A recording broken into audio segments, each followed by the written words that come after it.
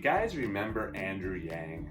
Andrew Yang was one of the 20 plus candidates originally vying for the Democratic nomination in the 2020 presidential election.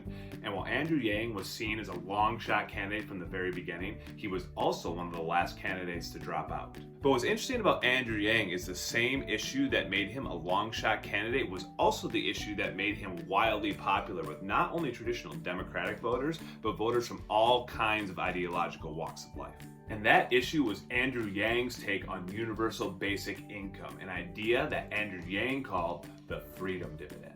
The idea of the freedom dividend is that every American, regardless of income level or occupation, receives a check from the American government for $1,000 a month. And Americans can spend that money however they want.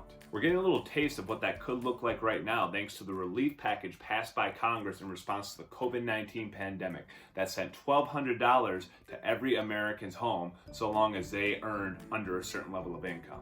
And while everybody likes to get a check in the mail, we all know that that money ain't exactly free.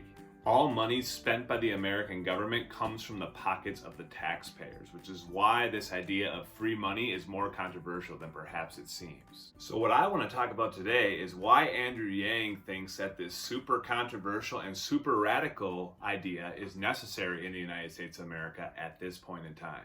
Let's let Andrew Yang explain. Hello, I'm Andrew Yang and I'm running for president as a Democrat in 2020. I'm not a politician. I'm a problem solver. I spent the last number of years helping to create thousands of American jobs in the Midwest and the South. And I'm running for president to help solve the problems that got Donald Trump elected in 2016.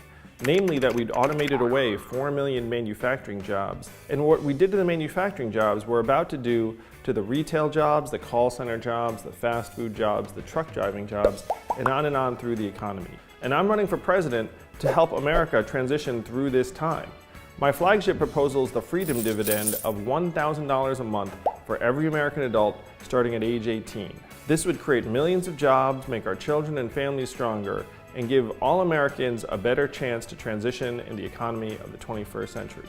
It's not left, it's not right, it's forward.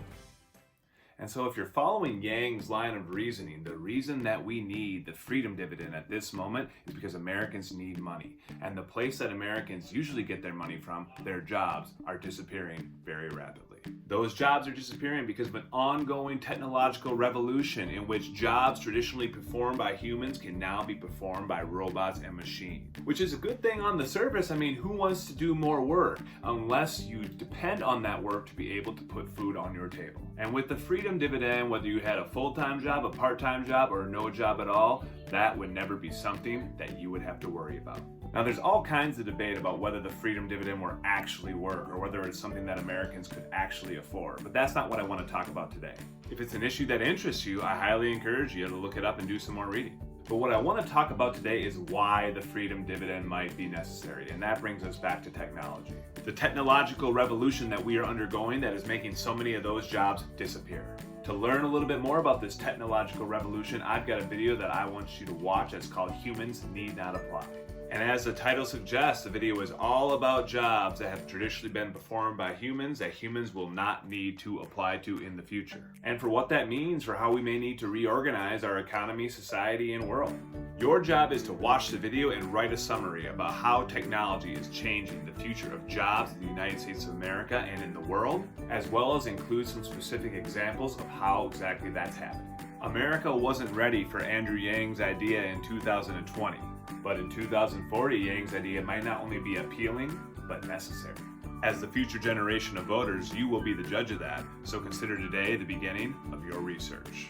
Hope you enjoy it. Hasta mañana.